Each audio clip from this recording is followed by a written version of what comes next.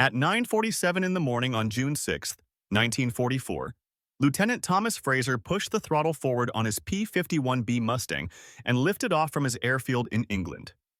He was flying to France, part of the huge air cover protecting Allied soldiers storming the beaches of Normandy. Fraser was in the 334th Fighter Squadron of the 4th Fighter Group.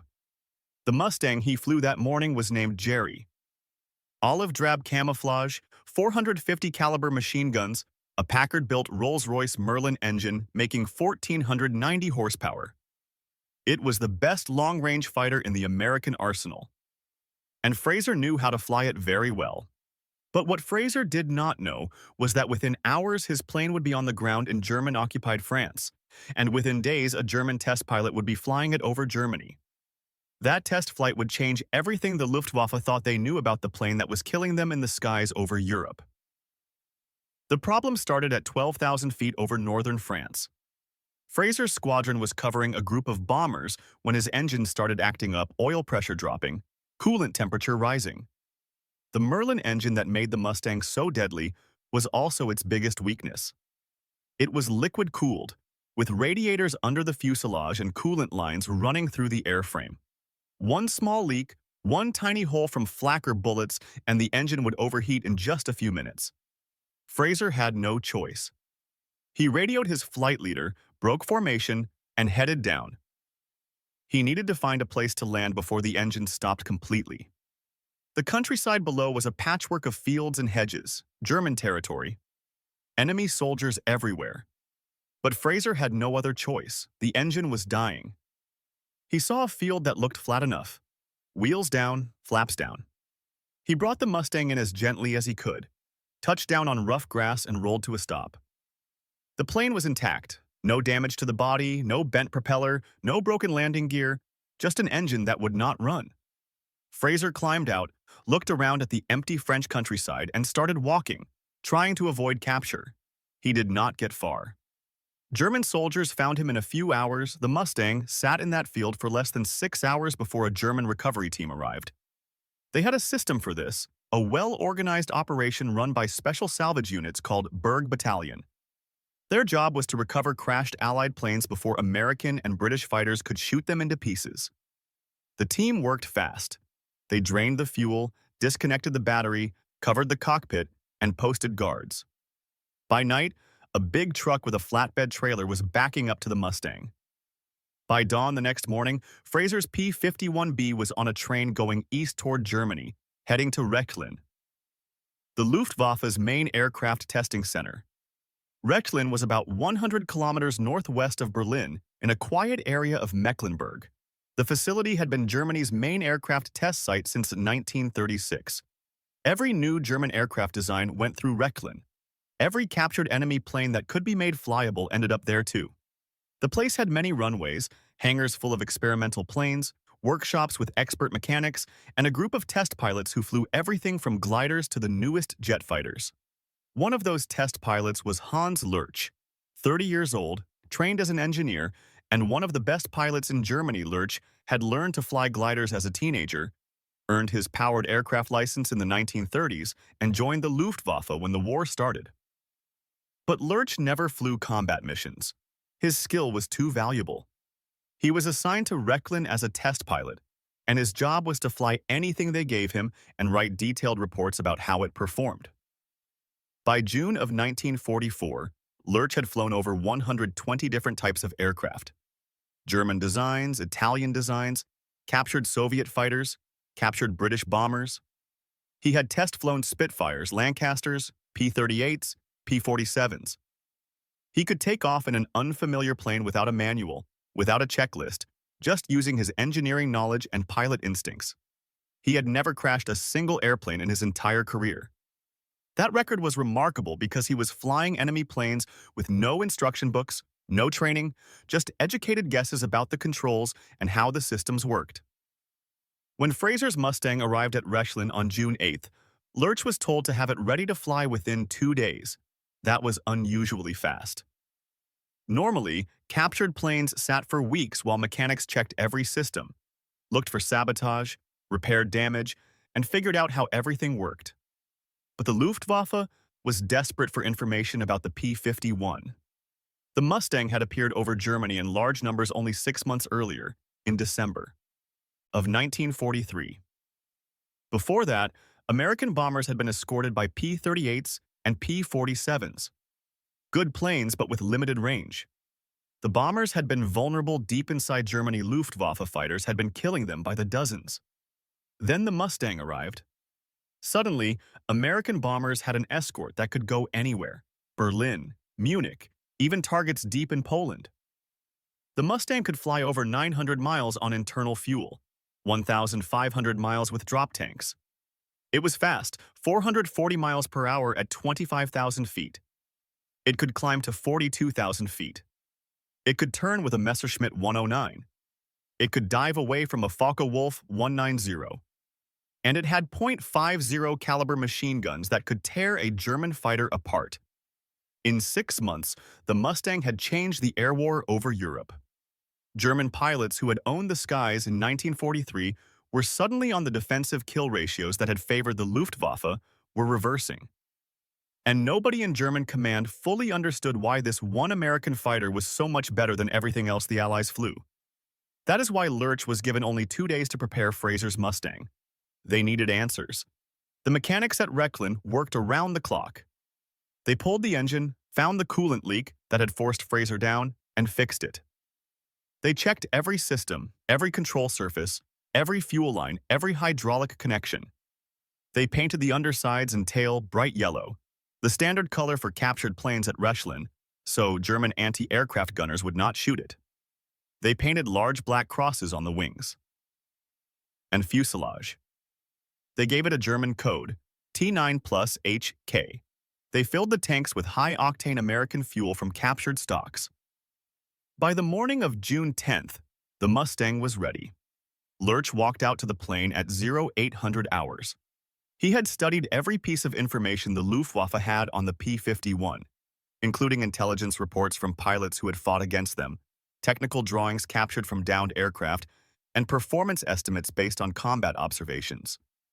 But all of that was second-hand information. Lurch was about to get first-hand data.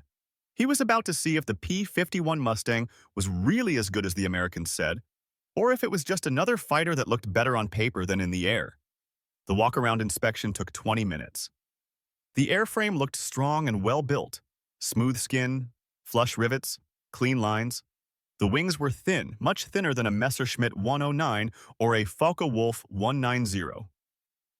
Lurch recognized the laminar flow airfoil design, lower drag at high speeds, smart engineering. The cockpit was roomy compared to German fighters. The canopy gave good visibility, though not as good as the later bubble canopy models he had seen in intelligence photos. The controls looked simple: stick, rudder pedals, throttle, mixture control, propeller pitch. The instrument panel was logical, though everything was in English and used American units airspeed in miles per hour instead of kilometers per hour, altitude in feet instead of meters. Lurch climbed into the cockpit. The seat fit well. The stick felt natural in his hand. He checked the control surfaces. Ailerons moved smoothly. Elevator responded correctly. Rudder had good travel. He found the fuel selector, the gear lever, the flap control. He located the gun switches and made sure they were off. The last thing he needed was to accidentally fire 4.50 caliber machine guns on the ground at Rechlin. He checked the engine instruments: oil pressure gauge, oil temperature gauge, coolant temperature gauge, manifold pressure, tachometer, everything. American pilots needed to keep the Merlin engine alive. Lurch knew the Merlin was a high-performance engine, but it was also sensitive. Too much throttle too fast and it would stumble. Too lean on the mixture and it would overheat. German engines were easier to handle. The Daimler-Benz 605 and the Bf 109 could take abuse. The BMW 801 and the FW 190 was almost indestructible. But the Merlin was a thoroughbred, and thoroughbreds needed careful handling. At 0842, Lurch signaled the ground crew. They pulled the wheel chocks. Lurch engaged the starter. The Merlin turned over, caught, and settled into a rough idle. He let it warm up, watching the oil temperature rise slowly. The engine sounded different from German engines, higher pitched and smoother. When the temperatures were normal, Lurch tested the magnetos. Both worked fine. He pushed the throttle slightly and felt the plane strain against the brakes. He released the brakes and started taxiing. The Mustang's tail wheel was not steerable like some German planes. You had to use the brakes differently on each wheel and the rudder to steer on the ground. Lurch had experience with that from flying captured British planes. He taxied to the runway, ran through a final check, and looked down the long concrete strip. No wind, clear sky, perfect conditions for a test flight. He pushed the throttle smoothly, keeping his feet on the rudder pedals to hold the nose straight. The Merlin engine responded instantly. The Mustang accelerated very fast, faster than a Bf-109, faster than most German fighters. Lurch had flown the tail lifted at 40 miles per hour. At 90 miles per hour, the plane lifted off smoothly. Gear up. The Mustang climbed away from Rechlin at a steep angle.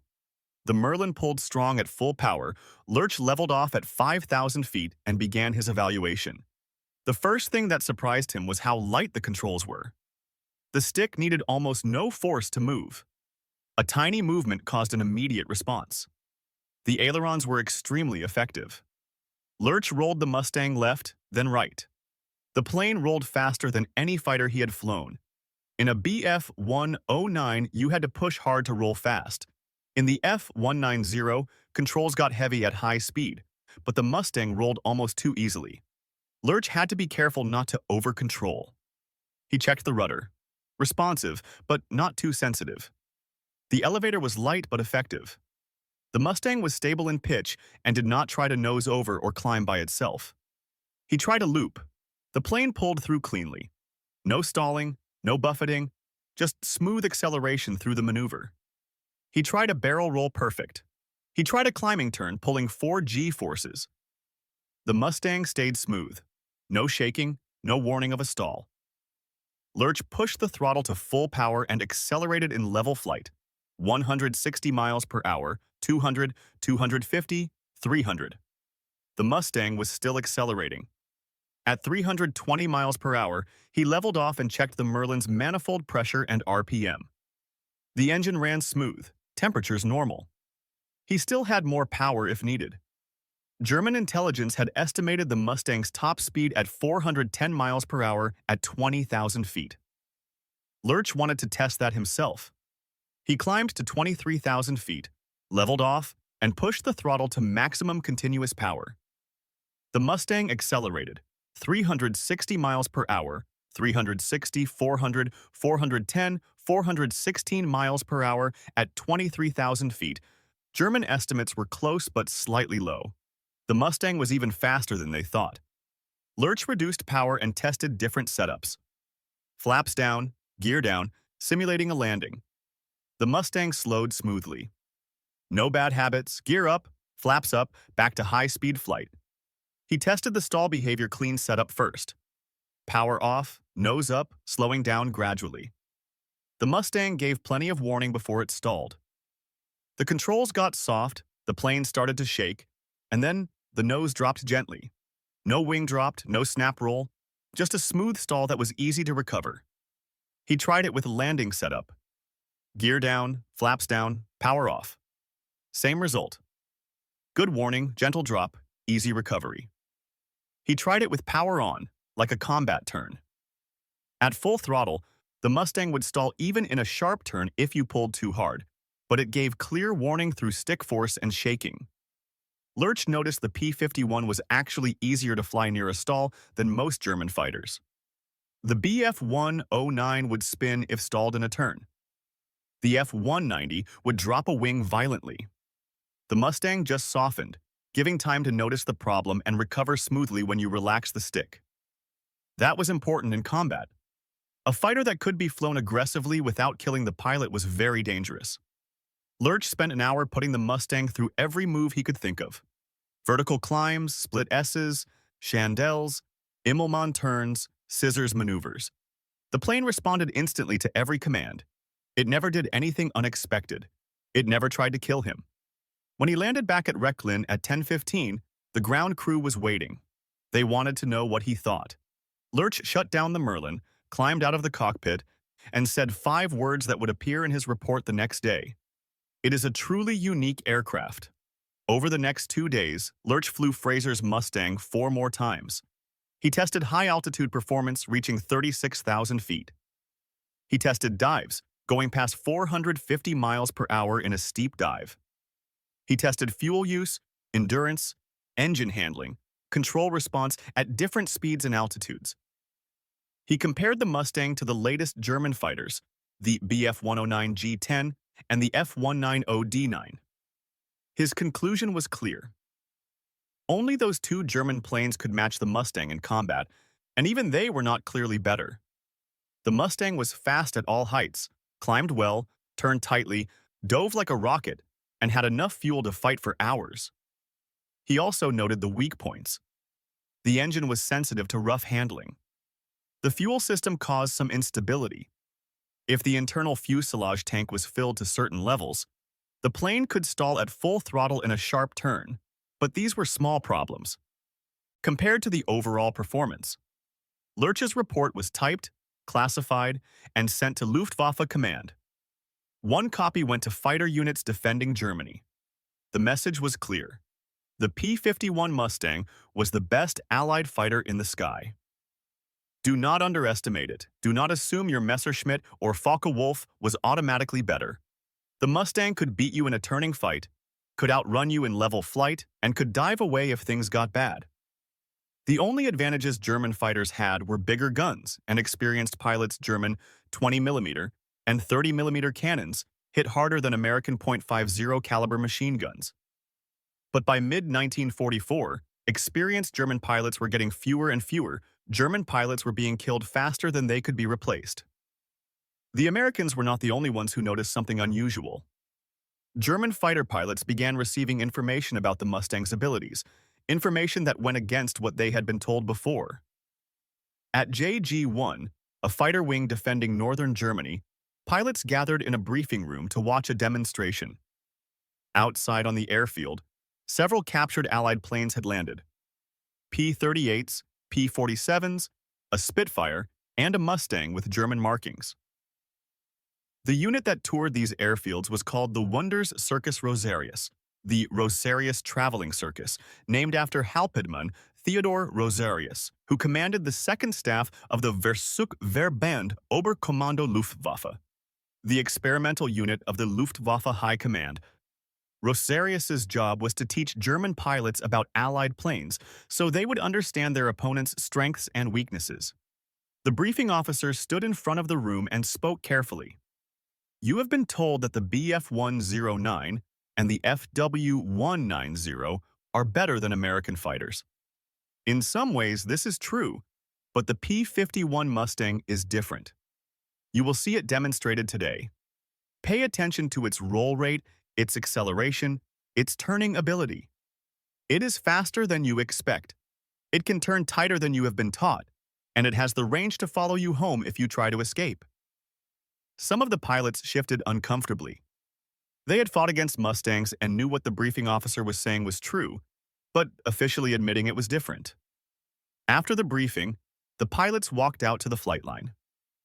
The Mustang with T9 markings was parked next to a Bf-109 and an FW-190. German pilots climbed into the cockpits, checked the controls, looked at the gun sight, and felt the stick response. Then the demonstration flight started. 2 German pilots took off in the Bf-109 and the FW-190. A third pilot, an experienced test pilot from Rosarius's unit, took off in the Mustang.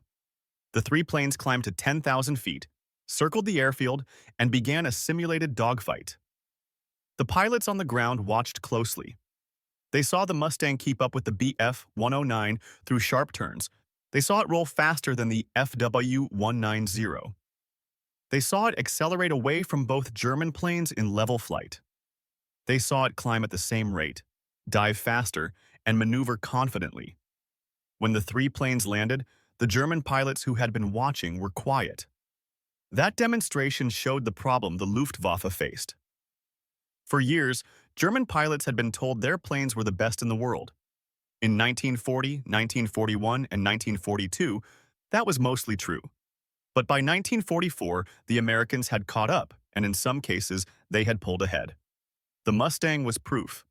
German pilots who had spent 3 years controlling the air war suddenly had to react to American moves. American pilots called it energy fighting. The Mustang had so much power and great acceleration that it could control the fight. If a Mustang pilot wanted to fight, he could close in and force an engagement. If a Mustang pilot wanted to disengage, he could dive away or outrun you in level flight. That psychological change was as important as the plane's technical performance.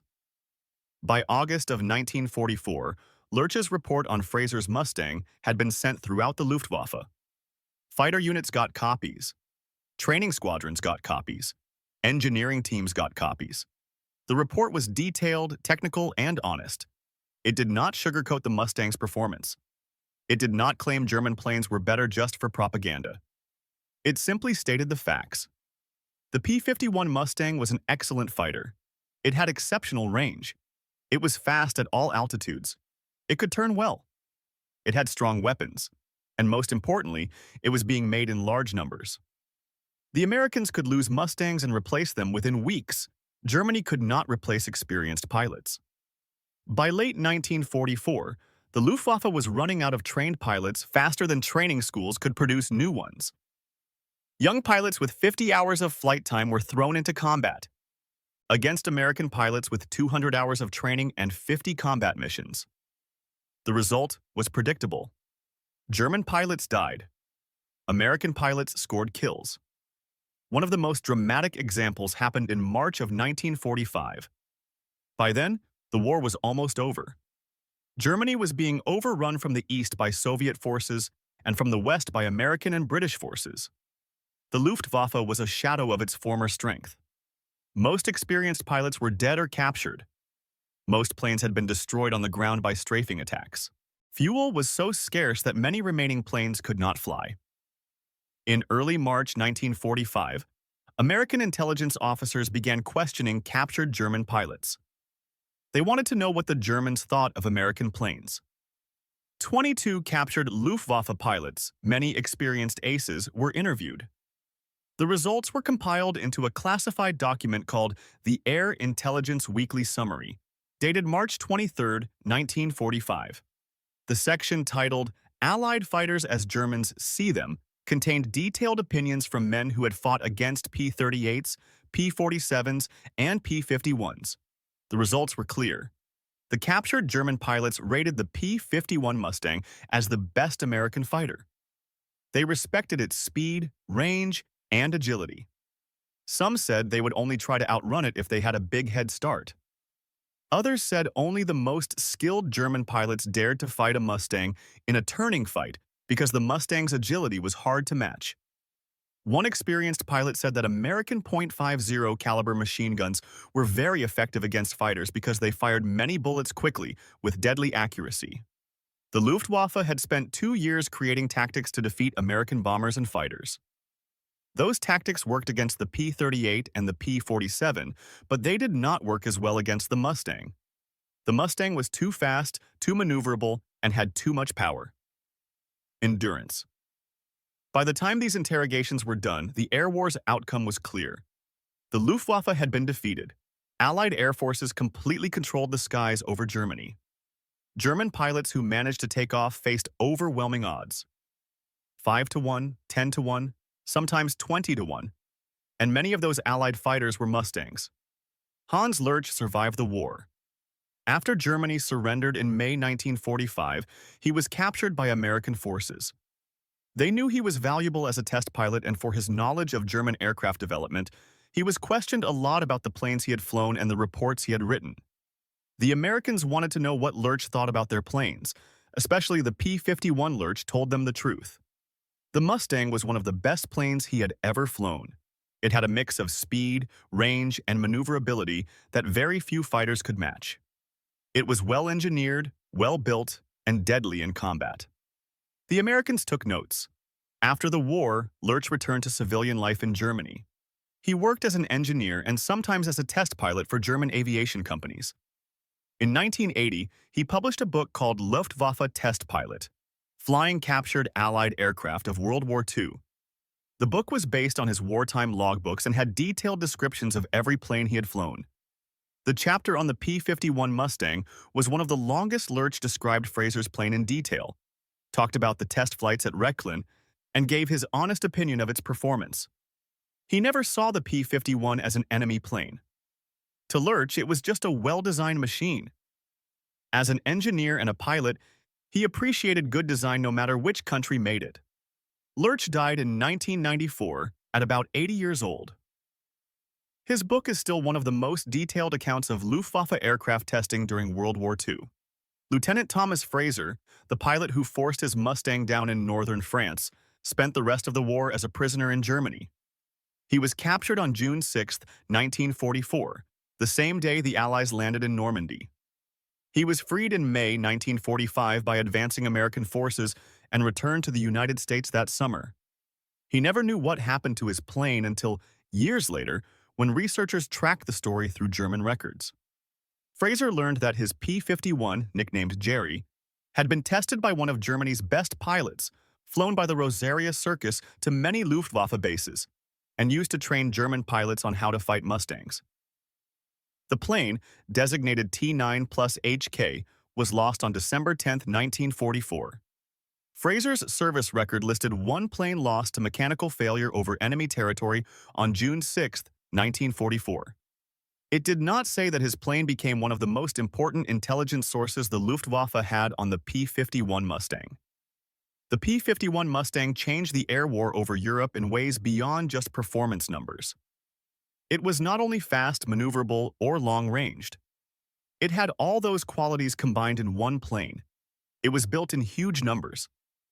Over 15,000 Mustangs were made during the war. It was reliable enough to fly deep into enemy territory and return. It was versatile enough to escort bombers, attack ground targets, and dogfight enemy fighters. And it was available exactly when the Allies needed it most. The Mustang's origins made its success even more amazing. North American Aviation designed and built the first prototype in just 102 days in 1940. The British had asked the company to build P-40 Warhawks under license. Instead, the president of North American Aviation, James Kindleberger, suggested building a completely new fighter from scratch under the guidance of chief designer Edgar Schmood. The British agreed. The first prototype, called the NA-73X, flew on October 26, 1940, just 149 days after the contract was signed. That development timeline was unheard of. Most fighter planes took years to design, test, and put into production. North American did it in less than 5 months. But the early Mustangs had a problem. They were powered by Allison engines that worked well at low altitude but lost power above 15,000 feet. The plane was fast at sea level, over 400 miles per hour in some tests. But at 20,000 feet, where most fighting over Europe happened, the Allison-powered Mustang could barely reach 350 miles per hour. That made it useless as a bomber escort. The Royal Air Force used early Mustangs for low-level reconnaissance and ground attack missions. American forces sent Allison-powered Mustangs to North Africa and the China-Burma-India theater, where combat happened closer to the ground. Then in late 1942, someone had an idea that changed everything. Ronald Harker, a test pilot at Rolls-Royce, suggested putting a Merlin 61 engine in a Mustang. The Merlin had a 2-stage supercharger that kept power at high altitude. Rolls-Royce installed Merlin engines in 5 test Mustangs. The results were amazing. The Merlin Mustang could reach over 430 miles per hour at 30,000 feet. It could climb to 40,000 feet. It kept all the range and low drag of the original design, but now it had high-altitude performance that matched or beat any fighter in the world. An American military attaché in London, Thomas Hitchcock, saw the tests and results and immediately sent a report to Washington. Hitchcock had been a fighter pilot in World War I, had been shot down and captured by the Germans, had escaped from a prisoner of war camp, and after the war had become one of America's most famous polo players. He understood both aviation and how to get things done in the military. His report on the Merlin Mustang emphasized that this was the long-range escort fighter America needed for bombing Germany. The Army Air Forces told North American to start producing Merlin-powered Mustangs. Immediately, Packard Motor Company in Detroit was already making Merlin engines under license from Rolls-Royce. North American installed Packard Merlins in Mustang frames and created the P-51B model. Production started in mid-1943. By December of that year, the first Merlin Mustangs reached England. The 354th Fighter Group, flying P-51Bs, began escort missions over Germany in December 1943. Within weeks, it was clear the Mustang had changed everything. American bombers that had been losing 8 to 10% per mission suddenly lost only 3 to 4%. German fighters that had been attacking bombers freely now faced long-range escorts that could follow them home. Luftwaffe pilots who had controlled German airspace for 4 years suddenly found themselves on the defensive. The P-51D model, which entered service in mid-1944, was even better. It had a bubble canopy that gave the pilot 360-degree visibility. It had 6.50 caliber machine guns instead of 4. It had improved ammo feed systems that reduced jamming. It could carry rockets or bombs under the wings for ground attacks, and it had extra internal fuel that extended its already impressive range. A P-51D with drop tanks could fly 1,700 miles and stay. The P-51D with drop tanks could fly 1,700 miles, stay in combat for 30 minutes, and return to base with fuel left over. No other single-engine fighter in World War II could match that endurance. The strategic effect was huge. Before the Mustang, American daytime bombing raids were limited to targets within the range of shorter-range escort fighters that meant only targets in France, Belgium, and Western Germany.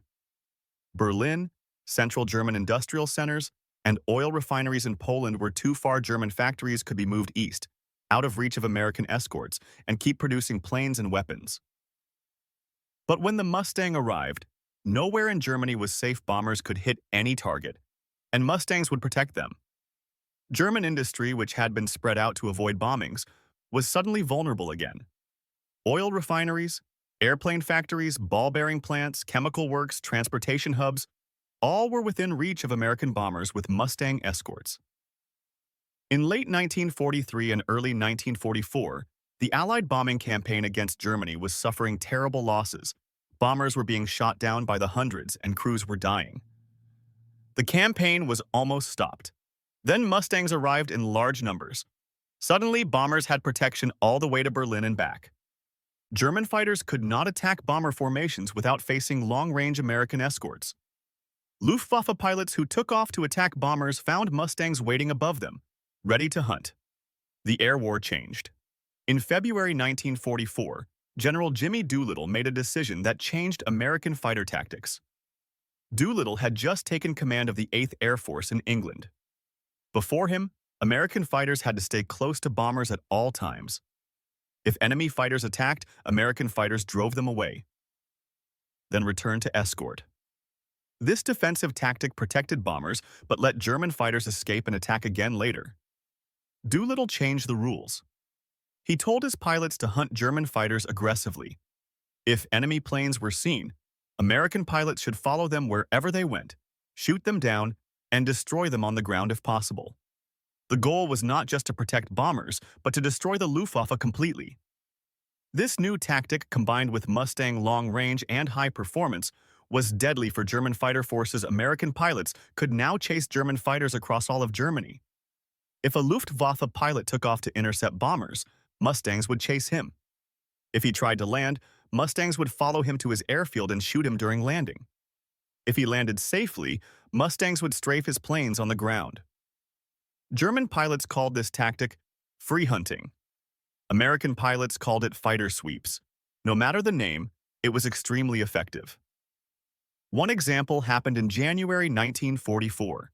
Major James Howard, flying a P-51B with the 356th Fighter Squadron of the 354th Fighter Group, was escorting B-17 bombers to a target near Osnabrück in Germany. Howard's squadron got separated from the bombers during the mission. Howard found himself alone with 60 B-17 bombers under attack by 30 German fighters. Instead of retreating, Howard attacked. For 30 minutes, he fought alone against many German fighters. He shot down several planes, damaged others, and drove the rest away from the bombers. His guns jammed, but he kept making fake attacks to keep German fighters away from the bomber formation. Not a single bomber from that group was lost. Howard was awarded the Medal of Honor, the only fighter pilot in the European theater to get that award. His action on January 11, 1944, showed what one Mustang pilot could do with skill and determination. But Howard's success was not just about personal heroism. It was possible because he flew a plane that could stay with bombers for hours, fight at high altitude, outmaneuver German fighters, and carry enough ammo to attack many targets. No other fighter in early 1944 could have done what Howard did that day. By mid-1944, the Luftwaffe was losing the battle. During Big Week, a focused bombing campaign in February 1944, Mustang pilots destroyed a large number of Germany's experienced fighter pilots in air combat. Those were not just planes lost. They were trained, skilled pilots who were killed or captured, pilots who could never be replaced. Germany was building plenty of fighter planes. Messerschmitt 109s and Focke-Wulf 190s were coming off the production lines by the hundreds, but Germany could not train pilots fast enough to fill the cockpits. By late 1944, many German pilots had less than 100 hours of total flying time when they went into combat. Some had only 50 hours. American pilots, by comparison, usually had over 200 hours of training before going to Europe, and many experienced pilots had flown 50 or more combat missions. The experience gap was huge. A young German pilot in a good plane could not beat an experienced American pilot in an excellent plane. The result was predictable. German pilots died in large numbers. Kill ratios that had favored the Luftwaffe early in the war completely reversed. By 1945, American pilots were getting kills at ratios of 5-1, 10-1, sometimes even higher, and the P-51 Mustang caused more of those kills than any other Allied fighter. By early 1945, the Luftwaffe was defeated, and the P-51 Mustang played a bigger role in that defeat than any other Allied fighter. Reich Marshal Hermann Göring, commander of the Luftwaffe, was interviewed after Germany surrendered. American intelligence officers asked him when he knew Germany had lost the war. In a famous quote, Göring's answer was direct. "When I saw Mustangs over Berlin, I knew the jig was up." That statement showed the strategic power of the P-51. When long-range American fighters could reach the heart of Germany, escort bombers anywhere and hunt German fighters everywhere, the Luftwaffe could no longer defend German airspace. Without control of the air, Germany could not win the war. What the Germans discovered when they tested Fraser's Mustang was not a secret weakness they could use. It was proof of what they already suspected. The P-51 was everything American pilots said it was. It was fast, it was agile, it had incredible range. It could be flown aggressively without killing the pilot. It was well armed, and the Americans had thousands of them. German engineers could study the laminar flow wing, the efficient cooling system, the Packard Merlin engine. They could measure performance, calculate drag, and analyze the control system. But they could not build enough planes to match American production. They could not train enough pilots to replace those lost in combat. They could not make enough fuel to keep the remaining fighters in the air. By the time Lurch flew Fraser's Mustang, Germany had already lost the air war. The test flight at Rechlin only confirmed what German command already knew. The Americans had a fighter that could go anywhere, do anything, and win battles. And there was nothing the Luftwaffe could do to stop it. That is how technological superiority works in war. Not through propaganda or exaggerated numbers, but through engineering that delivers real results. The P-51 Mustang was not perfect. It had weaknesses. Its liquid-cooled engine was vulnerable to battle damage. The fuel system became unstable when the fuselage tank was full. The controls needed careful handling at high speeds. But the combination of speed, range, maneuverability, and reliability made it the most effective long-range fighter of World War II. Even German test pilots who flew it agreed. Even German intelligence officers who studied it admitted its superiority. When the war ended, the Mustang's record spoke for itself. P-51 pilots destroyed nearly 5,000 enemy planes in air-to-air combat. They escorted bombers deep into Germany and brought them home safely. They dominated the skies over Europe in the final year of the war, not only because American pilots were better trained, though many were, not only because American tactics were better, though often they were, but because they flew a plane that gave them every advantage possible. The Germans learned that lesson the hard way by testing captured P-51s, flying them in mock combat, and analyzing their performance in detail. And what they learned was this: sometimes the other side makes something you cannot beat, something you can only respect, something that changes the outcome of a war.